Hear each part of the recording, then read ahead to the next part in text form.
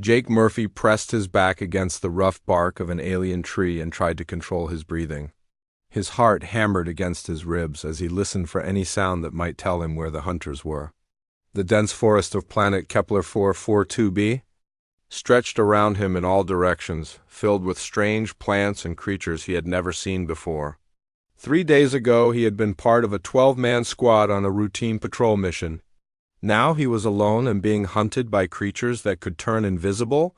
The Vorthak hunters were unlike anything in the human military databases. They stood 8 feet tall with gray skin that could bend light around their bodies, making them nearly impossible to see.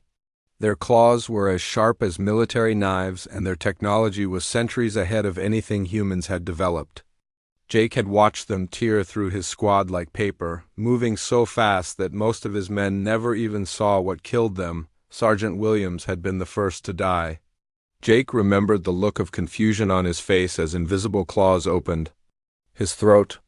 Then came Rodriguez and Parker, both experienced soldiers who had survived 3 tours in the outer colonies. The Vorthak had played with them, letting them think they had a chance to fight back before striking from behind their cloaking fields. Jake had only escaped because he had been checking the perimeter when the attack began.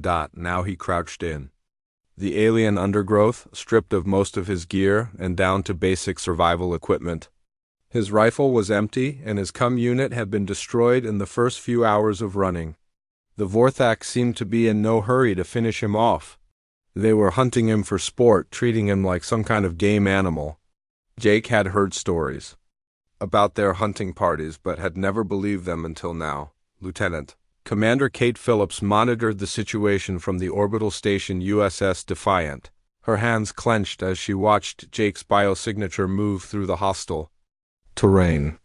The rescue mission had been delayed because of a massive solar storm that made it impossible to land shuttles safely. The electromagnetic interference blocked all communication with the surface, leaving Jake completely cut off from help. The storm would last at least another 48 hours, maybe longer. Phillips had served with Jake for 3 years and knew he was tough, but the Vorthak had never lost a human prey before.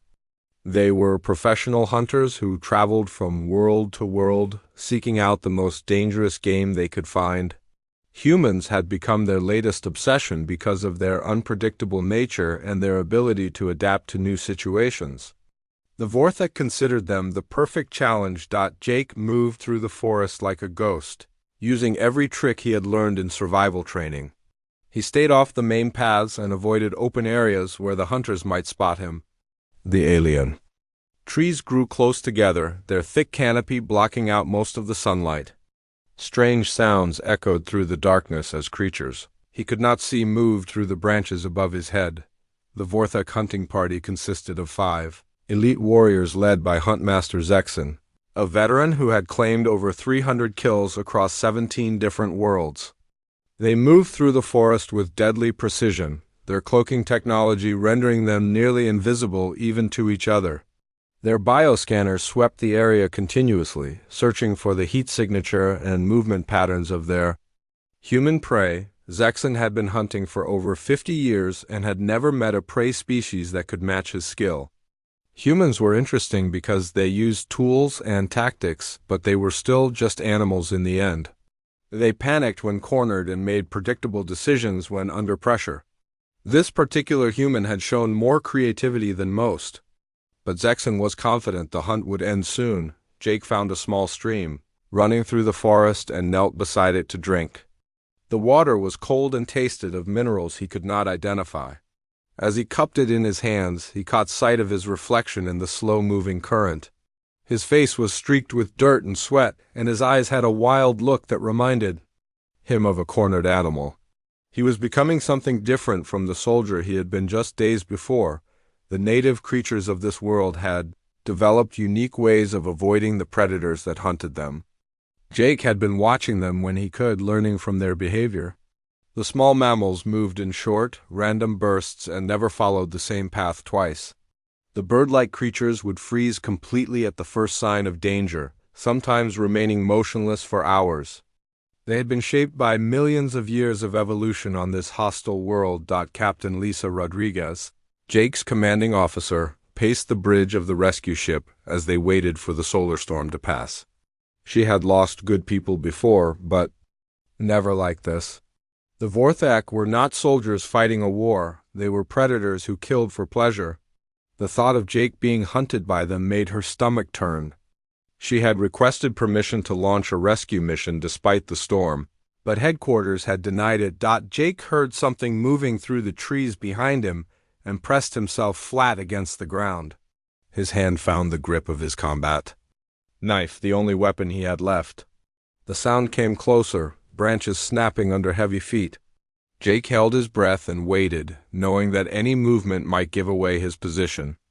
The Vorthak could see in multiple spectrums of light, and their hearing was much better than human normal. The footsteps stopped just a few meters away from where Jake lay hidden. He could hear breathing that was too deep and too slow to be human. One of the hunters was standing right next to him, probably scanning the area with its biosensors.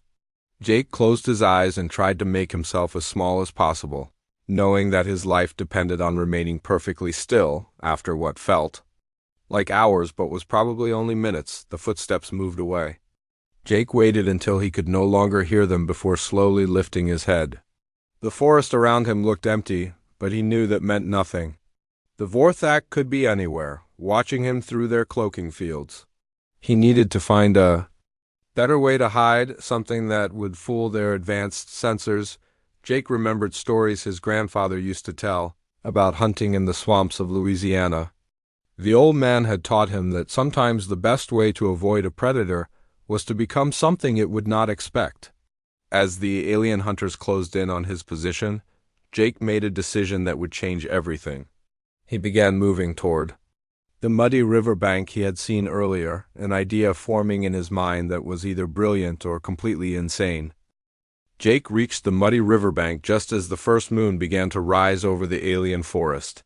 The thick clay-like substance was dark brown and smelled of rotting vegetation and minerals he could not identify. He knelt beside the slow-moving water and scooped up a handful of the mud, feeling its weight and texture. It was cold against his skin and stuck to his fingers like wet cement. Without hesitation, Jake began covering his arms and face with the mud. The substance was dense and heavy, and he could feel it blocking the heat from his body. His military training had taught him about thermal camouflage, but this was different. This was not about hiding from human sensors, but from alien technology. That was far more advanced than anything his people had developed. The mud felt strange against his skin, almost alive in some way. Jake wondered what kind of minerals and bacteria it contained, but he had no choice except to trust that it would help him survive. He spread it across his chest and back, working it into his hair and clothing until he was completely covered. The smell was overwhelming at first, but his nose began to adjust to the earthy scent. As Jake worked, he watched the native creatures that came to drink from the stream. Small six-legged animals moved carefully through the underbrush, their eyes constantly scanning for danger. They would take a few steps, then freeze completely, listening for any sound that might indicate a predator was nearby. Their movements were not random but followed patterns that had been refined over millions of years of evolution. Huntmaster Zexon stood on a ridge overlooking the forest, his cloaked form barely visible even to his own warriors. His bioscanners had lost track of the human prey nearly an hour ago, which was unusual. Most creatures left clear heat signatures and movement patterns that were easy to follow. This human had been behaving like a typical soldier at first, but something had changed. The other Vorthak hunters spread out through the forest, their advanced sensors sweeping the area for any sign of their quarry. They had been hunting on this world for 3 weeks and had taken down dozens of the local predators, but the human was proving more interesting than expected. Most prey species became predictable when they were frightened, but this one seemed to be adapting to their hunting methods. Jake abandoned every military tactic he had ever learned about evasion and combat. Instead of moving with purpose toward a specific goal, he began to wander through the forest like the native animals did. He would walk for a few minutes, then stop and listen for several minutes more. Sometimes he would change direction for no reason at all, following paths that led nowhere important. The mud had dried on his skin, forming a thick layer that felt like natural armor. Jake realized that it was not just hiding his heat signature, but also masking his human scent. The native creatures no longer ran when he approached them, as if they no longer recognized him as a threat. A small furry animal actually approached him near the stream, sniffing at his mud-covered hand before. Wandering away without fear, Captain Lisa Rodriguez watched the storm readings from the bridge of the rescue ship, her jaw clenched with frustration. The electromagnetic interference was getting worse instead of better, and the weather satellites showed no signs of improvement for at least another day. She had served with Jake for 3 years and knew he was resourceful, but the Vorthag had never failed to claim their prey before Dr. Amy Chun, the xenobiologist aboard the USS Defiant, had been studying the Vorthak hunting patterns for months. She understood that their success came from their ability to predict and track the logical behavior of sentient prey. Their hunting strategies were based on pursuing creatures that thought tactically and moved with clear intentions. They had never encountered prey that deliberately behaved without logic or purpose. Jake found a hollow log that had been carved out by some kind of boring insect. The space inside was just large enough for him to curl up and hide. As he settled into the cramped space, he was surprised to find that he was not alone. A family of small mammals had made their home in the other end of the log, and they showed no alarm at his presence. They seemed to accept him as just another creature seeking shelter. The alien hunters passed within meters of Jake's hiding spot 3 times during the night. Each time, their bioscanners swept over the area where he lay hidden, but the mud and plant matter had changed his signature enough that he no longer registered as human. The native creatures around him remained calm, which told Jake that his camouflage was working better than he had hoped. Zexon began to feel the first stirrings of doubt about this hunt. In 50 years of tracking prey across the galaxy, he had never lost a target for this long. His warriors were becoming frustrated and making careless mistakes. They had spread out too far and were no longer working as a coordinated team. The human had somehow disrupted their perfect hunting system. Jake spent the pre-dawn hours observing the hunting patterns of the native predators.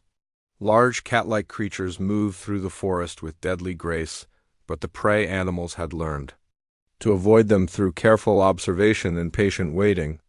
They never moved during the most dangerous times and never traveled in straight lines that predators could follow easily. As the sun began to rise, Jake made his next decision. He would not just hide from the Vorthak hunters, but would start using the forest itself as his weapon. The native predators were dangerous to everything that lived on this world, including aliens with advanced technology. If he could learn to move like prey, he might be able to lead his hunters into situations where other creatures would do his fighting for him. Jake crawled out of the log and began to move through the forest with a new understanding of his situation. He was no longer a soldier trying to evade enemy forces. He was prey trying to survive in a hostile environment, and that meant thinking like an animal instead of a human. The Vorthak expected him to behave logically, but logic might be the very thing that got him killed. The mud on his skin had hardened overnight, and Jake found that he could move more quietly than before. His footsteps made less noise, and his scent was completely masked by the earthy smell of the clay. He felt like he was becoming part of the forest itself, losing his human identity and gaining something more primitive and dangerous. The hunt was about to change in ways that neither he nor his alien pursuers could have predicted. Huntmaster Zexon stood in the center of his hunting party and tried to understand what had gone wrong. For the first time in his long career, prey had simply vanished without a trace. His bioscanner showed nothing but the normal heat signatures of native animals and the background radiation from the planet's core. The human had disappeared as completely as if he had never existed at all. The other Vorthak hunters were becoming agitated and making mistakes they would never have made during a normal hunt. They had spread out too far from each other and were no longer following proper hunting protocols. Zexon could see the confusion in their movements as they searched frantically for any sign of their missing prey. This had never happened before in the recorded history of their species. Jake moved through the forest like a ghost, his mud-covered body blending perfectly with the shadows and undergrowth. He had learned to walk without making sound, placing each foot carefully and testing the ground before putting his full weight down. The native creatures had taught him that survival was not about speed or strength, but about patience and understanding the rhythm of the forest. Dr. Amy Chun studied the data from Jake's last known position, trying to understand what had happened. His biosignature had been clear and steady for the first 2 days of the hunt, but then it had begun to change in ways that made no scientific sense. The readings showed that his body temperature had dropped and his movement patterns had become completely erratic. She wondered if he might be suffering from some kind of mental breakdown caused by the stress of being hunted. Jake had discovered that the native prey animals used specific plants to mask their scent from predators. He found a bush with leaves that smelled like the mud he had covered himself with and began rubbing them on his skin and clothing. The combination of mud and plant oils created a scent that was completely alien to human noses, but seemed to make him invisible to the forest's natural hunters, the Vorthak warriors, or making more noise than usual as they crashed through the underbrush, their frustration evident in their clumsy movements. They had been trained to hunt creatures that behaved logically and predictably, but their current prey seemed to have abandoned all rational thought. Their advanced sensors were useless against something that no longer registered as the species. They were programmed to track. Jake found a clearing where several different types of predators came to hunt, and he began to study their behavior carefully. The largest was a creature that looked like a cross between a bear and a spider, with 8 legs and massive claws that could tear through tree bark. The smaller predators were faster but less powerful, relying on speed and stealth to catch their prey. All of them followed predictable patterns that the prey animals had learned to avoid. Captain Lisa Rodriguez received a message from headquarters ordering her to abandon the rescue mission if the storm did not clear within the next 12 hours. The High Command did not want to risk losing more personnel to save one man, even though Jake was one of their best soldiers. Rodriguez stared at the message for a long time before deleting it without responding. She would not abandon Jake while he was still alive. Jake realized that the Vorthak hunters were using the same basic strategies as the native predators, just with better technology. They relied on their sensors to track prey and their cloaking devices to remain hidden while they closed in for the kill. But like all predators, they had weaknesses that could be exploited if someone understood how they thought and moved. The alien hunters had begun to make a critical mistake by assuming their prey would continue to behave like a human. They were searching for heat signatures and movement patterns that matched their database of human behavior, but Jake was no longer moving or thinking like a member of his species. He had become something new, something that their centuries of hunting experience had never prepared them for. Jake spent an entire day observing a pack of the spider bear creatures as they hunted in the clearing. He watched how they coordinated their attacks and how the prey animals avoided them through careful timing and positioning. The key was not to run away from danger, but to understand it well enough to use it as a weapon against other threats. Zexon called his warriors together for the first time since the hunt had begun. They needed to change their strategy or risk losing their prey completely. The human had somehow learned to hide from their sensors, which meant they would have to rely on more primitive hunting methods. It was embarrassing for creatures of their technological superiority, but they had no choice if they wanted to complete their mission. Jake found the perfect spot to set his first trap near a watering hole, where both predators and prey came to drink. The area was surrounded by thick vegetation that would provide cover, and the soft ground would muffle any sounds. He spent hours preparing the site, using techniques he had learned from watching the native animals defend their territory. The Vorthak hunters began to move through the forest more carefully, using their natural senses instead of relying completely on their technology. They could smell the human scent in some areas, but it was mixed with so many other odors that it was impossible to follow. Their prey had learned to use the environment itself as camouflage, turning the entire forest into a hiding place.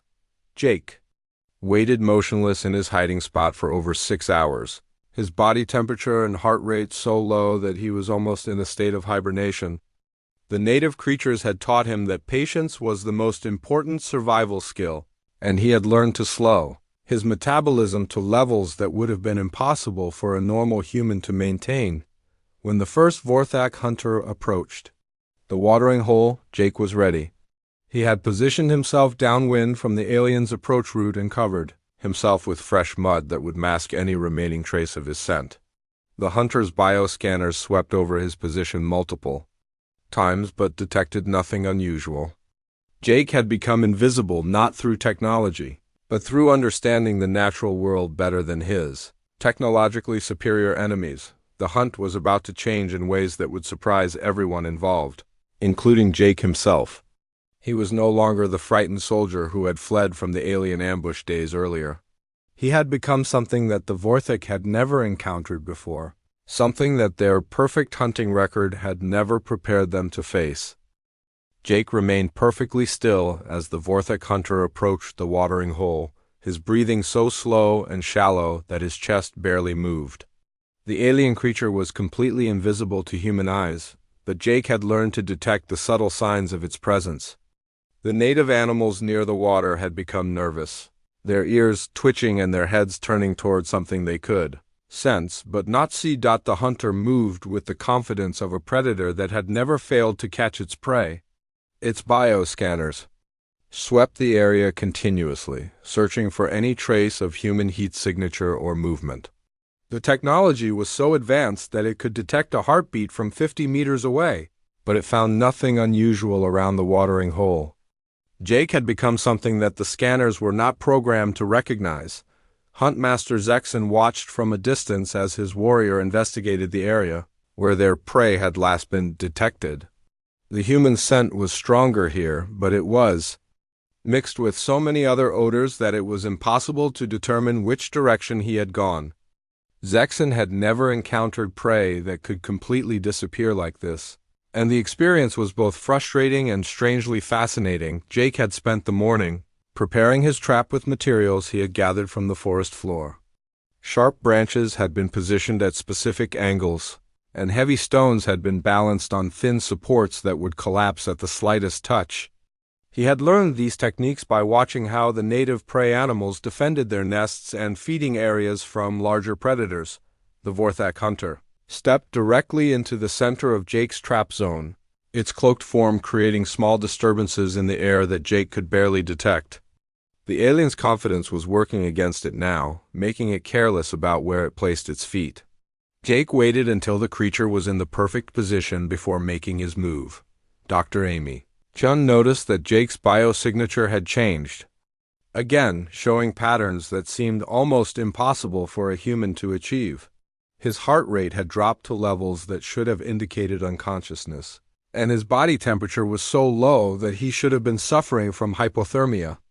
Yet the readings showed that he was alert and active, moving through the forest with purpose and intelligence. Jake triggered his trap by throwing a small stone at the balanced rocks above the hunter's position. The sound was barely audible to human ears, but it was enough to start a cascade of falling debris that struck the invisible alien.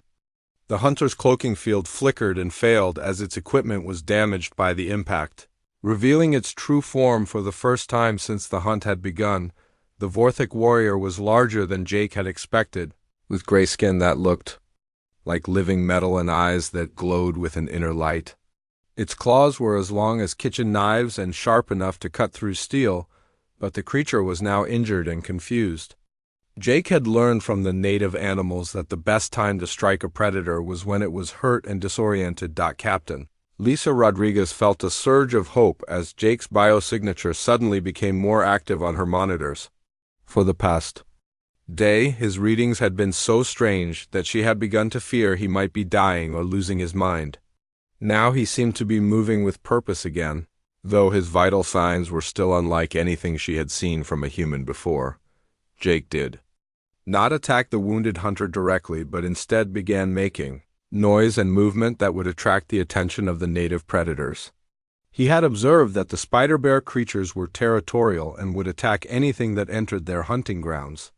The injured Vorthak would be easy prey for animals that had evolved to hunt the most dangerous creatures on this world. The Hunter tried to repair its cloaking device, but the damage was too severe for field repairs. It was now visible to every predator in the area, and its electromagnetic emissions were attracting attention from creatures that normally avoided anything with advanced technology. Jake watched from his hiding place as the forest began to close. In around the alien warrior, Zexon realized that one of his hunters was in trouble when the creature's biosignature began moving erratically through the forest. The warrior was no longer cloaked and was being pursued by something large and dangerous. Zexon had never seen his people hunted by primitive animals before, and the experience was both shocking and humbling. Jake began to move through the forest like a predator himself, but he was hunting the hunters instead of fleeing from them.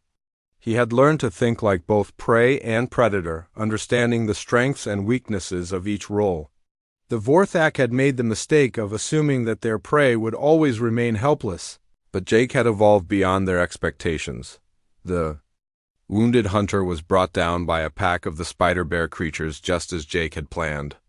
The alien's advanced weapons were useless against animals that attacked from multiple directions at once, and its injuries had slowed its reflexes to the point where it could not defend itself effectively. Jake felt no satisfaction at the creature's death, only a grim understanding that this was what survival required. The other Vorthak hunters heard their comrades' death cries and began to move more cautiously through the forest. They had never lost a warrior to local wildlife before, and the experience had shaken their confidence in their superior technology. Jake was no longer just prey to them, but had become something more dangerous and unpredictable. Jake set up his next trap in an area where the native predators were known to be especially active. He had learned that the key to surviving as prey was to make the predators fight each other instead of focusing on him.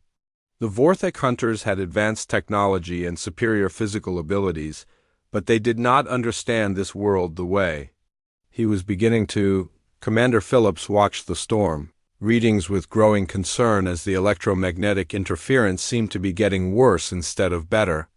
The rescue mission would have to be delayed for at least another day, leaving Jake to survive on his own for longer than anyone had thought possible.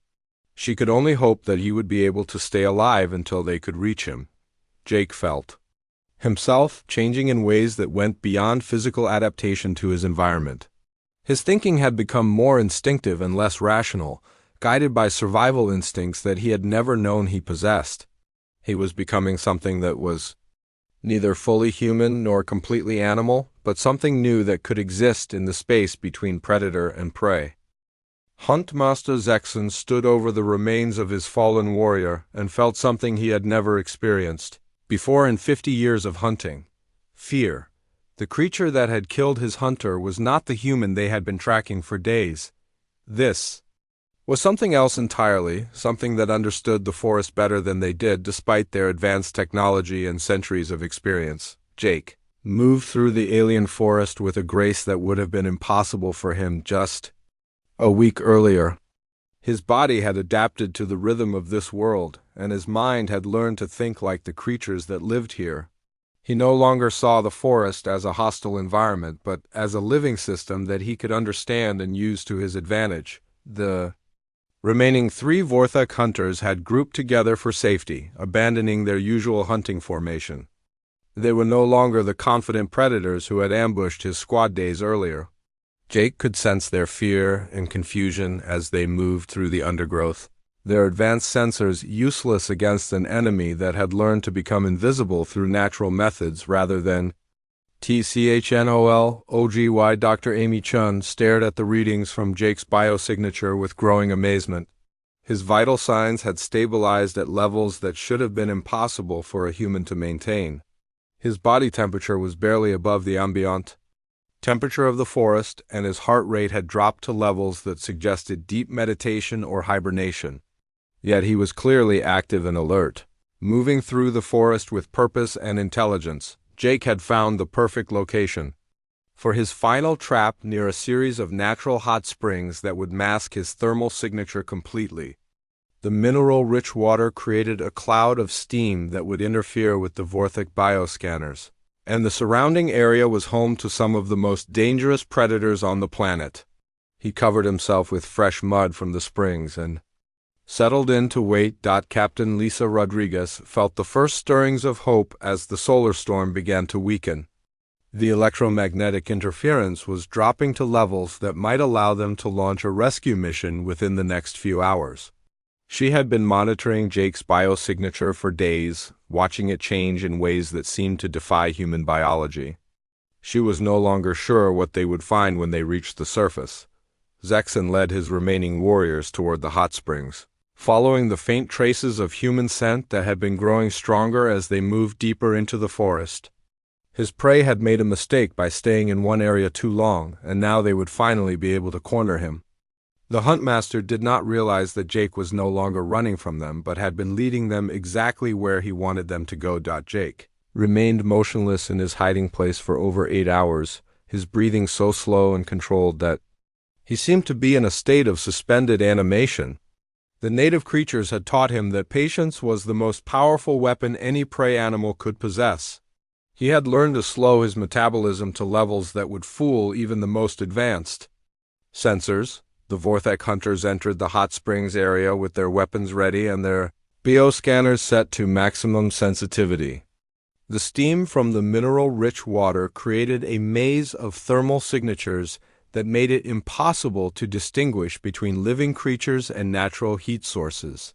For the first time in their hunting careers, they were operating blind. Jake rose from the mud like something from the dawn of time, his body completely covered in the mineral-rich clay that had masked his presence for so long.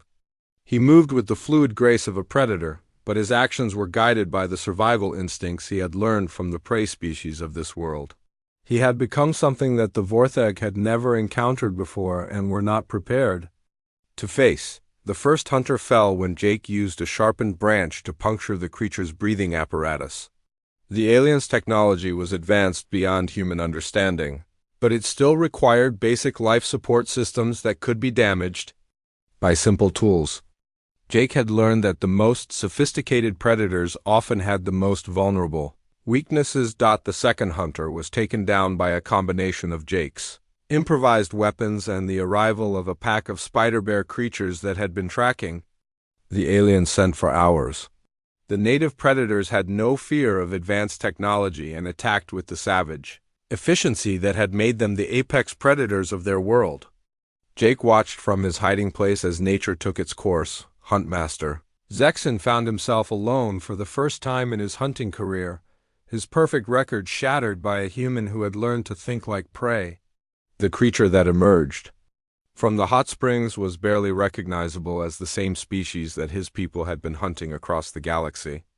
This was something new, something that their databases had no information about. Jake stood face to face with the alien Huntmaster, no longer the frightened soldier who had fled from the ambush days earlier.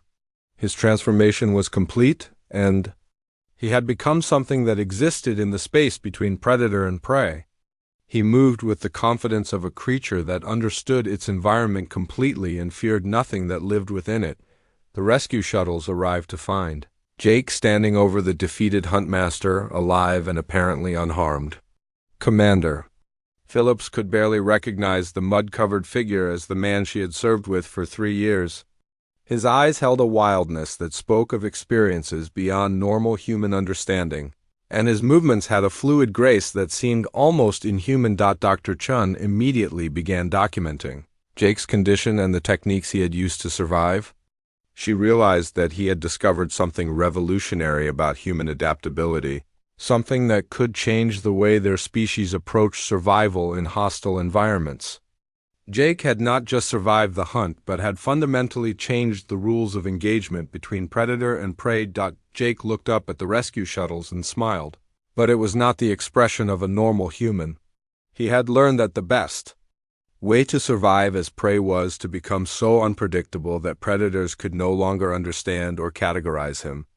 The Vorthak had mastered the art of hunting sentient beings, but they had never encountered a human who was willing to abandon his sentience and embrace the ancient wisdom of pure survival instinct. As they prepared to leave the planet, Jake took one last look at the alien forest that had taught him so much about the nature of survival.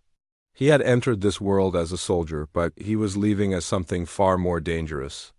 word would spread quickly through Vorthix society about the human who had turned their greatest hunters into the hunted, and they would never return to human space again.